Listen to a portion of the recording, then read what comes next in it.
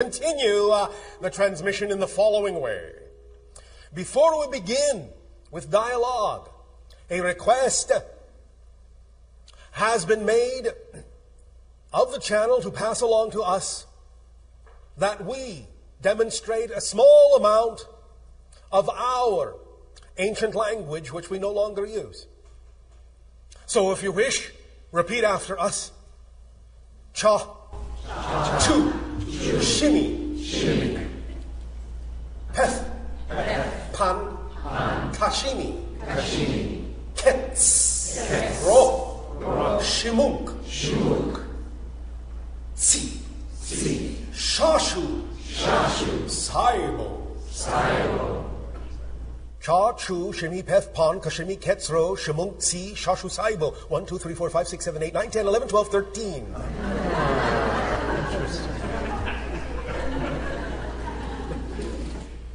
There is another being in my society, again, we do not have names, but who has chosen a symbolic representation of one of the words of our ancient language to represent himself by, who is known as Saibo 13, an extremely transformative individual. You also know that the number 13 symbolizes the idea, the vibration of transformation, which is what this is all about. This is what this exchange is all for. Another ancient phrase in our ancient language is Iliakar Demash Demashana. It is the recognition of the reflection of what you call the creation in each other. The creation in me recognizes or reflects the creation in you. Iliakar Demash Demashana. Ili is the symbol of the mirror, the reflection. There is another phrase we have shared with many of you from time to time. It is a simple phrase. It is simply the utterance Shivai. Shivai is our ancient way of, in a sense, and this is a paraphrase, saying, get out of my way.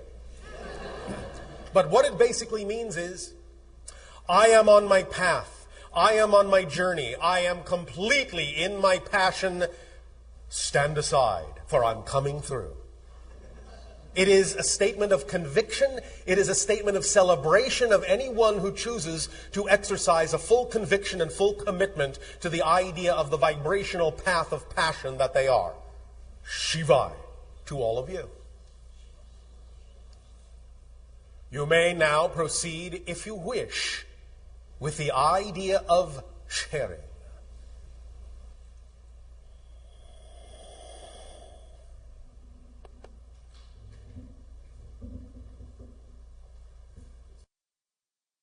Good afternoon, Bashar. And you good day. How coincidental that you'd start with your ancient language, because my question was related to that. How synchronous of you. I was wondering maybe if you could share a little bit more details on your language. I know you'd mentioned that it's an ancient language, it's thousands of years old. I was wondering if there's any relationship between that language and the languages spoken now on the earth. Yes, as we have actually said a few times, the ancient language, what we are calling the ancient language, the old tongue, is actually a hybridization language made up of many of the languages on earth. Because we are hybridized from human DNA and the DNA of another species in that sense, so to speak. The idea of our entire world is that which was prepared for us. In that sense, we were set down at a certain place in history. We did not start from scratch, as you say. And so in that sense, not only was our society designed to a great degree to start from a certain point, but we were also given a hybridized language to begin with to allow us to start from that point. Does that make sense? That does. So there are certain connotations and certain inflections and even certain syllables that will actually be very similar to the idea of certain words in some of the languages on your planet. For example, another ancient phrase is ha'atu, which means I love you. To literally being almost identical to the French word for the same idea. You understand? Yes. So there are definitely an admixture, an amalgamation of many different languages that created what we call our ancient tongue. Does that answer your question? It does. I have a related question. All right. Are there any sources I could go to where I could learn a little bit more about this language? Do you mean our language? Your language. The only source you can come to is me or others of my civilization at the moment, other than being able to simply download information yourself by tapping into our frequency domain. Right. Now, we are, as we said, also, in a sense, in process of downloading the whole idea of a book of our history, many different aspects of it, and in there will also be some discussion of the idea of our language to a greater extent than we are covering right now. And that will come about in the near future. All right? Yes. But we have given all of you what, in essence, colloquially speaking, is our vibrational phone number. Right. And that is the black triangle against the black background, the black triangle being separated from the black background by a deep blue light behind the black triangle. If you will focus and meditate on that particular symbol, it is in a sense that which will put you in our frequency domain. And if you do that often enough and become familiar with that frequency, you yourself, by tapping into different aspects of that frequency, may also be able to download different aspects of our culture, including some of the ancient tongue. Does that help you? Yes, it does. Thank you very much. Thank you. Shivai. Shivai. Hi. Bashar. Good day. I was wondering about, you were talking about balancing negativity and positivity. Yes. The only way I can imagine balancing those two, or being neutral, I guess, yes, would be not thinking. So if you're thinking, then it's either positive or negative. Is that correct? The idea of the balance point is actually, in essence, a positive vibration itself. This is why we say, really, the universe, the creation, is actually slightly bent in the positive direction. Because the balance point between the positive and the negative is itself, in a sense, essentially a positive state of being. So, by simply being in that balance point, you are already in a positive state of being, and that's what allows you to be able to balance out or allow or value or validate whatever negative vibrations also may exist within the polarity of creation. Did that make sense in your language? So that could include thoughts then? Yes, of course. Okay. But remember that thoughts and behaviors issue from emotions, and that feelings issue, in that sense, from beliefs and definitions.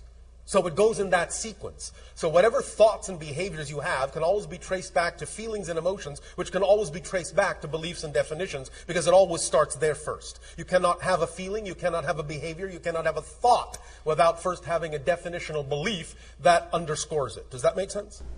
But that could be unconscious? It can be unconscious, but that's why it's so very important to watch the behavior, because it is the behaviors and the thoughts and the feelings that reveal what the beliefs and definitions are. And if you simply allow yourself to be as honestly transparent with yourself as you possibly can, and willing to explore what those beliefs are, then asking the simple question about what kind of belief or definition would I have to believe is true in order to have these feelings, these behaviors, and these thoughts, it will usually, if you simply sit quietly and listen, reveal an answer to you that will put you in touch with specifically what those beliefs are, and then you can transform them if you so desire, without necessarily invalidating them. It is simply a matter of recognizing what you prefer from a neutral position, rather than invalidating something you don't prefer. Does that make sense? Yes. But Does that help? Maybe you could just naturally forget those beliefs. You can, in a sense, naturally forget those beliefs, but as you expand your consciousness, you still might become more and more aware of the possibility of choosing beliefs like that. Okay. But that doesn't mean that you have to choose them, nor that they would come to the forefront of your consciousness in day-to-day activities once you are operating at a certain frequency level. But if they should, the idea is to simply allow them to come to you neutrally by recognizing that if they are there for some reason, then they must be there for a reason that serves you in a positive way, and explore what that might be so that you do not charge them, in a sense, with negative energy. Make sense? Yeah. Does that help you? Another question. So if you're having trouble reaching that balance point and you're feeling negative in different ways, yes, and feel like, well, speaking personally, and you need to withdraw from activities, yes, then that's, what can you do in that situation? Well, that can be all right. Many times people on your planet label things in a way that really doesn't serve them, and sometimes confuses the issue of actually mechanically what's happening within their consciousness when they need to investigate certain aspects of their being. For example, many people on your planet call certain kinds of withdrawal depression. And when they call it depression in a negative labeling, it actually becomes a negative experience. But if they would actually recognize that sometimes withdrawal is necessary to go into the center of your being to find the answers you know do not lie in the outer world, then that simply can be recognized from a positive labeling context as compression, which is a natural withdrawing to find those answers. And then when you emerge from the compression, you emerge as a different being, a different person with different ideas and different beliefs and different feelings and different thoughts. So in that sense, it does no real positive good to invalidate the idea of the different states you may feel. Every single one of them can serve double duty and be used in a positive way to get you where it is, in a sense, you wish to be in terms of your preferred state. But one of the first things to remember with regard to any circumstances or situations in your life that you may be responding or reacting to is that, as we said previously, situations and circumstances don't matter. They're just illusions. They're just neutral, empty shadows. The only thing that matters is the state of being that you prefer, because it is from state of being that all circumstances arise, not the other way around. Does that make sense? Yes, no, maybe? Finding that state, though, how would you do that? How would you do what? Be neutral Be about the state of circumstances. being that you wish to be? Yes. Do you not have any idea what it all feels like? I don't know. Do you have any experience in your memory of passion or joy or love? Yes. Well, that's what it feels like. But back to this withdrawal thing. Yes. If you can't do any activity, then how can you go on? I think enjoy the withdrawal. That's what we're saying. Don't label it as negative. But just on a practical level, you have to eat. If you can't support yourself, then you just starve. But if you are coming from a belief system where you think you need certain things to support you, you may actually be invalidating other doorways through which other kinds of support could come. If you have a certain limited belief system about what kind of support you need in order to eat, you may be shutting the doors through which other ways and methodologies could come to you to support you, to allow you to survive and thrive.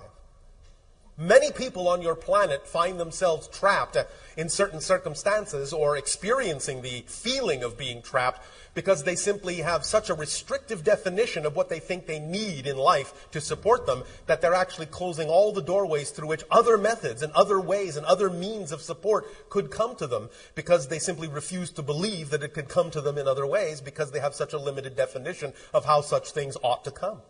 So the idea of going into the center of yourself is part and parcel something that can be used to relax, to learn to relax your definitions of how you think support will come.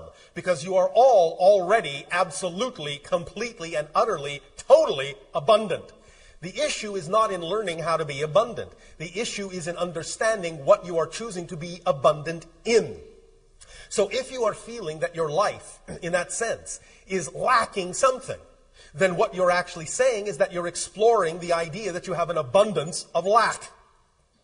So the idea is to simply change your mind about what kinds of abundance are actually possible, because our definition of abundance is very different than the typical human definition.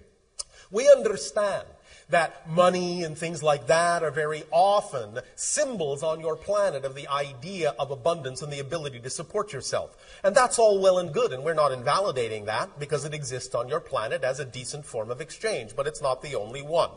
The idea simply is that when you relax how the support needs to come, it can often come to you in many more ways. Our definition of abundance is very simple. It is simply abundance. The ability to do what you need to do when you need to do it. Period. The ability to do what you need to do when you need to do it. Period. Notice we have absolutely no conditions upon how that ought to happen. So, if, for example, an individual thinks that they need XYZ dollars in order to be able to do certain things in their life, They are in many ways possibly canceling the ability of someone to simply come along and give them something for free. Because they're insisting that the only way it will be, in a sense, accepted or recognized as a form of abundance is if, in some sense, it comes in that one monetary form. And in fact, they will not allow themselves to even be aware of the possibility or allow the synchronicity in their lives to come about where someone can simply offer them exactly what they need at exactly the right time and the right place for free, which is another form of abundance. Does that make sense? Just on the simple level of food, though. Yes, what about food? I don't think that it's fair to rely on other people to provide your food. It depends on how you go about it. We are not talking about the idea of being, in your human terms, dependent in that way in a negative sense. So when you say it's not fair to rely on other people, we understand that you may mean that in a negative sense, and that's not what we're talking about. Nevertheless, the paradox is that as soon as you actually broaden your definitions of abundance, you will actually find yourself relying less and less on others and more on the ability of the synchronicity in your life to actually bring you what you need through the auspices sometimes of other people. One of the key factors that you may need to understand is that it is actually a great gift to allow other people to give to you. And don't deny them the gift of giving to you, thinking that you're a burden. You understand? Yes. So just allow the people in your life that obviously are going to get something out of giving something to you. You don't have to assume that you will attract the people for whom giving something to you would be a burden. Otherwise, that's how you're defining your flow of income. That you only are a burden and will only attract people to whom you are a burden. But if you are willing to open up to the idea that some people will actually really enjoy giving something to you, then you can relax the idea that you're a burden upon them because you are giving them the gift of allowing them to give. Okay. Make sense? Yes. And as you relax that, things will change on all levels. So does that help? If you're speaking of embracing all different aspects of life, yes, as if it's a play, yes, is that what you said? It is very much so. Okay. So then, do not confuse the actor with the part they're playing. Well, are you condoning then I am evil condoning actions? Nothing. So it's okay for a person to kill, steal? I am condoning nothing. Everyone is responsible to understand how to balance themselves. You are, once again, learning that in a very typical human way, you have these labels where you think that if someone says the idea is that everything is a play from a certain level, that you think that that translates to the idea of condoning a negative act. That shows you what kind of label attachments you have in your belief system. We are not condoning the idea of negative acts. We are simply saying that every act can have a positive side. Someone can learn and get something positive out of it. I'll put it this way. We would never condone that the starvation of children on your planet is okay, but can you not learn in a positive way that if you have starving children that you could go about doing something to make sure that never happens again? That's a positive result from a negative experience. So we are not condoning the original idea, but we are saying that each and every one of you, first and foremost, can learn something positive from it and change the reality to what you prefer without invalidating the idea that that experience did exist. And secondly, understand this.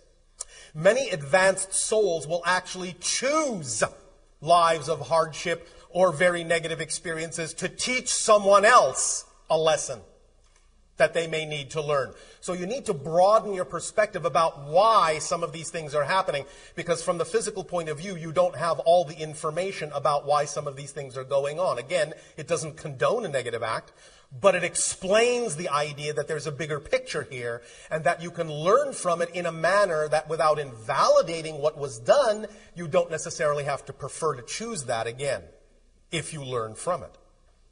Does that make sense? Yes. All right. Thank you. Can you also, last thing, can you speak about Vivekananda? Speak about? Vivekananda?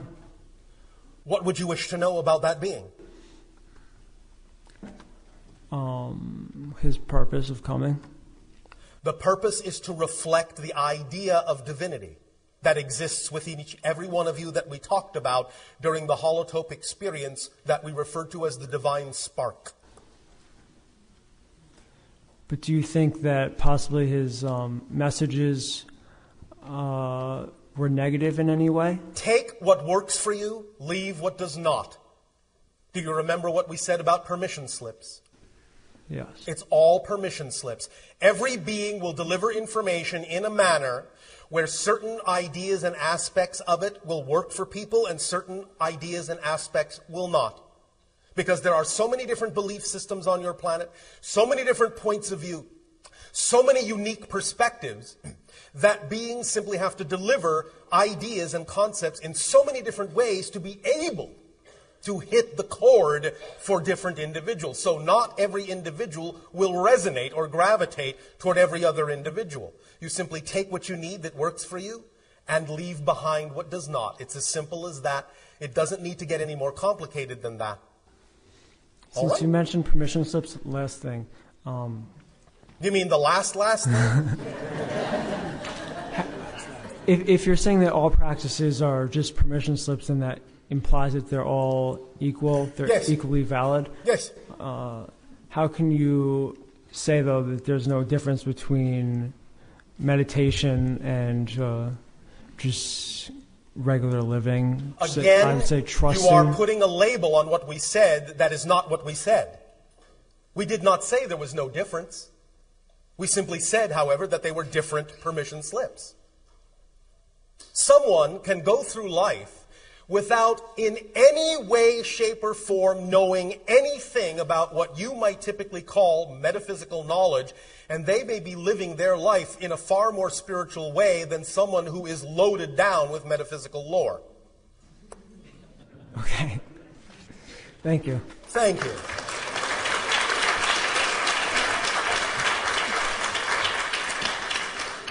Hi, Bashar. And to you, good day.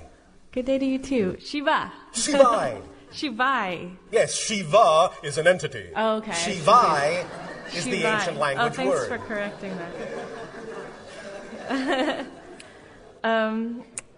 So my question is about some interesting, channeled information that my boyfriend and I have been receiving lately. We've been talking to a group called the Five. Yes, Are you familiar with them? to some degree. Although we may have a different perspective of them. But go ahead. Okay, yeah, I was curious about your perspective on What them. do you wish to know about the information? Well, I wanted to know, it seems that there are a group of beings that are very ancient that... There are many groups of beings that are very ancient. Right. They call themselves some of the first beings. Yes. And I just... First relative to what? I'm not sure. Well, thank you. Maybe you should find out. That's what I'm trying to find out. Yes. Now. So I was just wondering, first off, is there a name for beings that are similar Why to them? are you humans so fascinated with names? It's specific because we're working on a project that's Yes. with information that they're giving us. So I was we wanted to come up with a name for them, but I just Well, what did you come up with? In many cases, beings themselves that don't use names don't much care what names you come up with to call them. Okay. Okay. Oh my gosh. As long as you believe that you need the vibrational name and that the vibrational name is somewhat representative and means something to you, they will be fine with that. So Okay. what would you prefer to call them? Well, I'm sort of still trying to wrap my head around what they are. And Why? Why are you wrapping your head around what they are as opposed to what they give you? I'm not sure. Are you seeing the forest for the trees? I don't know. Oh, all right. Why are you endeavoring in this direction? Why are you participating in this? What is it that you are applying this experience toward in your life? What is it about this that excites you so much? What is it about this that is representative of your passion? I just find them to be really incredibly beautiful. Incredibly beautiful. All right, and what do you want to do with that incredible beauty? I want to share it. In what way does it excite you to share that incredible beauty? In making animations and distributing it to people. Do you understand that any time any information is downloaded from one level to another, the easiest way to allow the download of that information to continue, and the easiest way to allow all the information that needs to be downloaded is to simply keep moving and use the information and let it flow to complete the circuit so that the information becomes grounded and has more reason to give you more information once you've used the information you have. Okay. Otherwise, if you're not really flowing the information according to what excites you in the way that you would like to, and it just sits there, then you're stalling the information and there's no reason to give you more information. Okay. You understand? I think I do. So, what is there that is a hesitation in any way, shape, or form that exists in terms of you simply putting out what you wish to put out with what you already have, or at least begin to act in that direction, letting yourself receive more as you act? What's the hesitation? I think it could be a form of judgment. A form of judgment? Yeah. Yes, what form? Censoring my creative flow. You are censoring your creative flow. Yes. Is that exciting? No. Why would you imagine that you would be censoring your creative flow? What are you afraid of within your creative flow? What are you afraid of within yourself? What are you afraid of in terms of putting this out in the way you say you wish to put it out there? What are you afraid of? You know, that's about the fourth big sigh that you've given in this conversation. These are very big questions for me. Well, thank you. We are known to ask them. I think I'm afraid of... Yes. Yes. I'm afraid that I'm not that person yet. Not what person? The person who will bring forth the information on the level that you wish to? Yes. Well, how do you think you're going to become that person unless you start bringing forth the information you already have?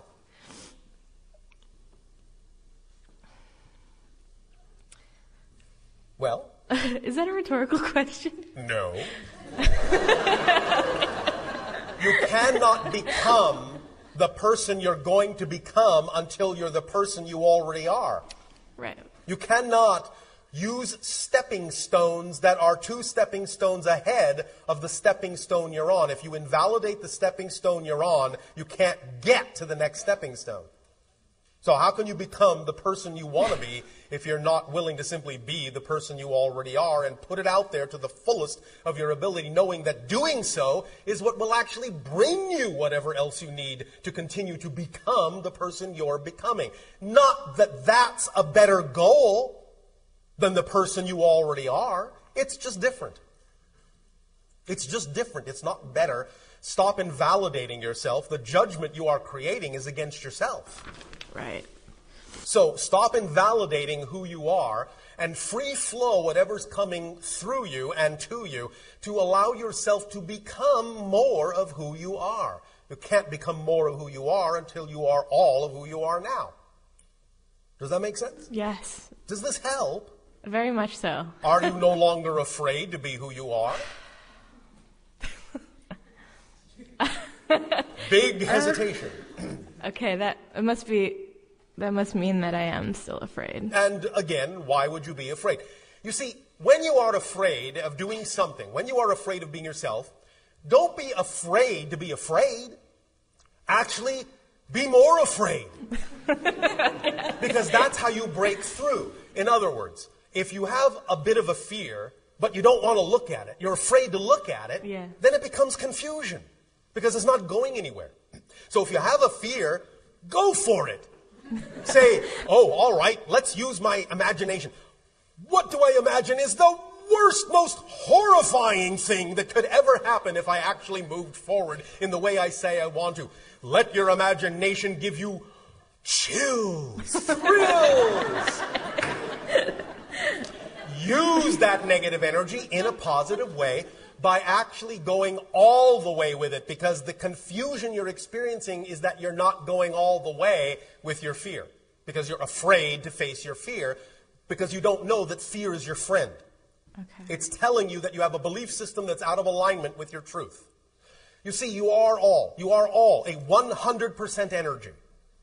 You only have the energy you have. Belief systems are like a filtration system that you pour your energy through in your personality construct. When you pass your energy, your 100% energy, through belief systems that are in alignment, in harmony with your true natural frequency, you experience your energy as joy, excitement, love, passion. When you experience the same energy through belief systems that are out of alignment, in discord, in disharmony with your true natural vibration, you experience the same energy as fear. So it's the same energy, but the fact that you're feeling the fear tells you you're passing your energy through a belief filter system that's out of alignment with your true natural self. So say, thank you, fear. Thank you for pointing out that I have a belief system that's out of alignment with what I prefer. There's no reason to be afraid of fear. Fear is your friend. So go for it. Oh, all right, fear, let's take a ride. What is the most horrifying thing I can imagine? What's the biggest thing I'm afraid of that might happen? Then when you start defining that, now you have something you can work with, because now that you know really what the fear is, now that you've identified it, now you have a belief you can work with. You can find out what belief supports that kind of fear. Is this making sense to you? Yes, very much. Is this something you feel you can work with? Yes. Will you judge your creativity in working with it? No, I will not. Oh, well, all right. Why not? Well, you seem to enjoy judging your creativity in other areas. Why won't you judge your creativity in this particular area? Because I will not. Why not? I'm going to decide not to. Why? Because I'm going to be more allowing. And Why? Because I want to be free. Oh, thank you. Then you understand that in making that decision, you are free? Yes. How does that feel? Feels pretty good. Yes, it does. Would you like to continue to feel that way? Yes. Is there any reason why you can't? No. Well... I want to say good day to you this day of your time. How are you all? All right. All right, thank you. Once again, we thank each and every one of you individually and all of you together collectively for the co-creation of this interaction between our respective civilizations, and for giving us the opportunity to experience through each and every one of you another viewpoint, another perspective, another way that all that is has of experiencing itself within the creation that it is. We would like to begin this transmission, this day of your time, having titled it, The Metaphysics of Physics. And what we basically mean by this is that, as has been discussed many times from many different sources, the idea of physical reality is that it is a projection of consciousness. In a sense, it is like a dream. It isn't really out there around you. It isn't really solid in the classical meaning of that word. But the idea is that everything that exists in physical reality, in some way, shape, or form, begins within the consciousness as a resonance pattern, as a template, as a blueprint, if you will. And thus that blueprint, that energy pattern, is in a sense crystallized within the consciousness into the format that you perceive and experience as physical reality. Now, the idea then is that, as we have discussed, and as have many of you realized, physical reality contains different kinds of reflections. The basic ones you would generally say are the positive and the negative, but then there is also the neutral, which is what makes physical reality not a duality, but a trinity. There is always the middle part, always the balance point. This is energetically what allows you to create the reality you prefer, because there is always going to be a way in which you can blend and balance the positive, the negative, coming from the neutral place in order to generate whatever kind of an experience that you prefer or that you chose as a theme of exploration. But how this idea of the neutral place and the positive and negative energies that exist or are experienced within physical reality express themselves in the physical reality is quite fascinating. The idea of what you consider to be matter and the constituents of matter that make up your physical reality, what you would call the subatomic particles, so on and so forth, also do express this idea of the Trinity within their basic fundamental structure. First and foremost, most simply, you have, as many of you know from taking certain classes in your school, that an atom is generally made up of three components. You have the positively charged proton, you have the negatively charged electron, and you have the neutral neutron. Aptly named, don't you think? However, what you may not realize is how apt this structure is, how expressive it is in a very specific and precise way to the idea of the energy patterns that we've already described. Many of you may not realize that a neutron, if, shall we say, left to its own devices, a free neutron not connected within an atomic structure, actually breaks down into a proton and an electron. So the idea is that the neutral particle is neutral because it is made up of, in a sense, positive charges, negative charges, and it expresses these things and manifests these things as the two seemingly opposite elementary particles of the proton and the electron. And because it contains both charges, that's why it is also able to be attracted to the proton or attract a proton to it, as well as the electron, because the neutron, shall we say, has kind of layers to it energetically.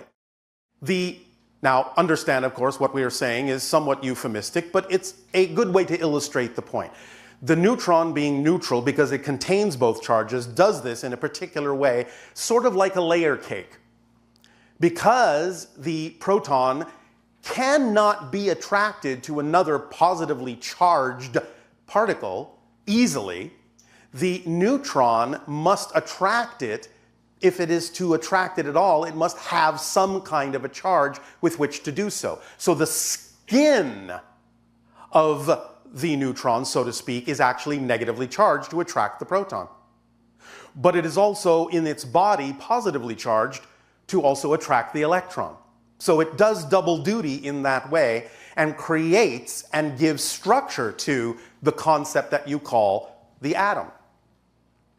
Now, because it is able to break down into the proton and the electron and a few other things we won't go into right now that are, for the purpose of this illustration, somewhat superfluous, you begin to get the understanding that the neutron, in a sense, is a little bit bigger than both of them.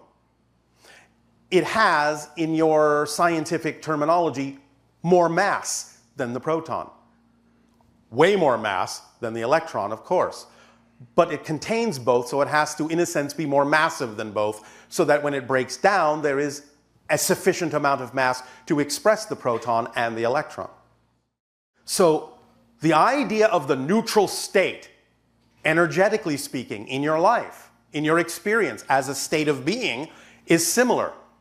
The idea is that the neutral state contains the potential for both a positive and a negative experience based on the meaning that you give to the neutral situation that is there to begin with.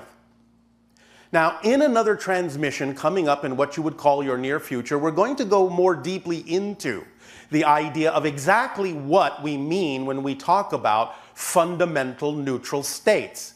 For that transmission will help you understand how to identify neutral states more clearly and thus be more capable of infusing them with the positive or negative meaning that will then result in the idea of a positive or negative experience. But for now, it is sufficient to understand that this neutral state, like the neutron, contains the potential for both, and it is actually exemplified in physical reality by the very fact that the neutron itself is capable of breaking down into both physically. Now, let's look a little bit at the electron. The electron is representative of the idea of the negative energy, and of course, when we talk about it as an energetic state, we're simply talking about the idea of that which is disconnective, dissociative, segregative, so to speak, whereas when we talk about the positive energy, we're talking about things that are integrative, expansive, connective, so to speak, as a mechanism. But also what's associated with the negative energy that we have discussed many times with many of you are the idea of negative beliefs. As we have said, belief systems, both positive and negative, must do something to perpetuate themselves because they're not really real. Physical reality is not really real. In a sense, it's a projection, it's a dream, it's an illusion. So the belief systems are designed to perpetuate themselves in such a manner as to make it seem as if the reality that they depict, the definition of reality that they depict, is actually real so that you can have an actual solid physical experience. But when it comes to the idea of positive beliefs, the positive beliefs are reflecting to you the true nature of your being, the true, powerful, self-empowered, creative, loving nature of your spirit, of your being, of your essence, of your existence. The negative belief systems, in a sense, have to work much harder than the positive beliefs to get you to buy into a scenario that is fundamentally not true about you. Because you are basically creative, positive beings, essentially. So in order to get you to have an experience that is negative, it has to tell you things that are fundamentally lies about yourself, and it has to reinforce those lies with every trick in the book that it can muster, every tool in its kit. Otherwise, you would see right through the smoke and mirrors and know that it is just an illusion and that what the negative beliefs are telling you about yourself has to be, by definition, false. So let's look now at the correlation, at the analogy in the electron. The idea of the atomic structure, as you understand it in your society now, is not so much the exact classical representation of a tiny little particle orbiting around the nucleus in a very clean sort of way like a planet around a sun. No. That's kind of an outdated, old-fashioned way of representing it. It's good as a general illustration. But you now know, your physicists now know, that the electrons sort of exist more in what they term a probability cloud. That is, you're never really sure exactly where it is. It's whipping around so fast. It's somewhere in this hazy cloud that surrounds the nucleus. Somewhere in there are a bunch of electrons, but where they are, we don't know until we take a measurement and freeze where it is. But then you don't really understand exactly what its path has been because you're freezing it into a static state. But when it's moving, you don't really know where it is at any given moment. So in a sense, it is similar to the idea of negative beliefs in that it creates this sort of ambiguous fuzzy cloud that you can't really get a grip on. And it fools you into thinking that there are certain things going on that are really only probabilities, really only potentials, and not really very solid at all until you yourself decide that you're going to take a particular idea, a particular definition, which is the same thing as an observation or a measurement, scientifically speaking, and in taking that perspective and taking that measurement, then you get what you designed the perspective for. You get what you designed the measurement or the experiment for. That's the result you get. So the electron does exemplify and does represent the way in which negative beliefs work, in that they're kind of fuzzy, you're not really sure what's going on, they tend to hide in your unconscious mind, so you can't make it easy to find them, so you won't let them go, because again, this is their way of perpetuating themselves, telling you lies and telling you more lies, and using tools like fear to prevent you from finding them, so that they can continue to get you to believe that what they're telling you about you is true when it's not. So that is a general correlation, whereas the idea of the proton, being the positively charged thing, being in a sense more easily observed because it is the very nature of the element you're looking at itself, it is the very identifying energy of the elements themselves, then it's easy for you to see that directly. It doesn't have to hide, it doesn't have to confuse you, it doesn't have to fool you one way or the other. It is just telling you what you are. It is telling you what is. It is showing you your nature.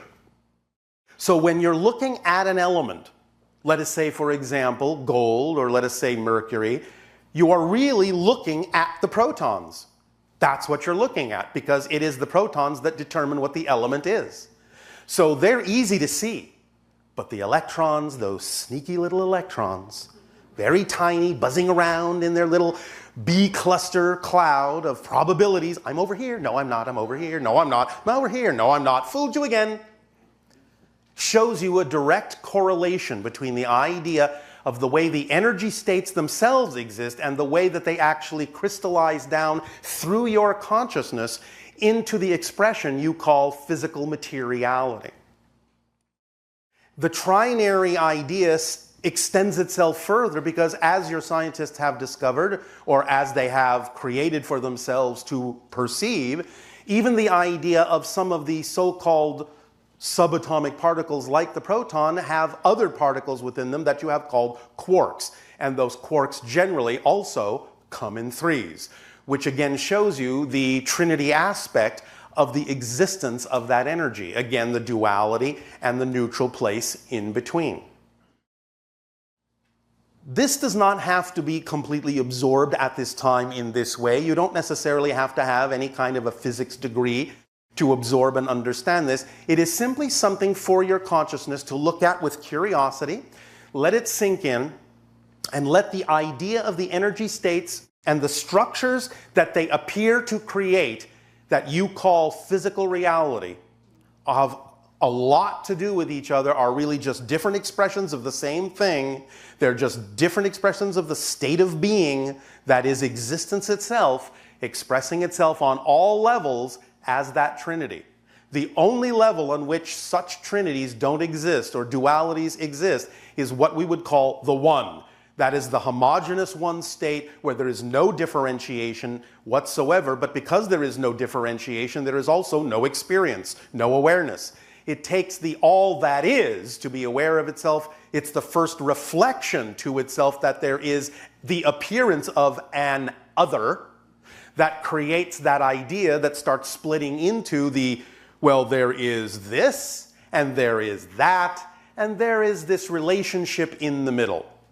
So really, the neutron and the neutral state that give rise to the experience of the positive and negative sides, the proton, the electron, the neutron itself and the neutral state is actually more precisely the reality that you call reality. Whereas the projections that come from it are the reflective illusions based on the information you have put into it, such as a positive meaning or a negative meaning, a positive definition or a negative definition. But the neutron and the neutral state is actually what you are as an existence, as a reality, and everything is contained within it, and everything can be expressed from it. Does that make sense to you? All right. So, just let that sink in. It's a little bit of physics fun. At this time, in return for the gift that you have given us in allowing us to experience each and every one of you, I ask now, how may we be of service to you? You may begin, if you wish, with your questions and dialogue.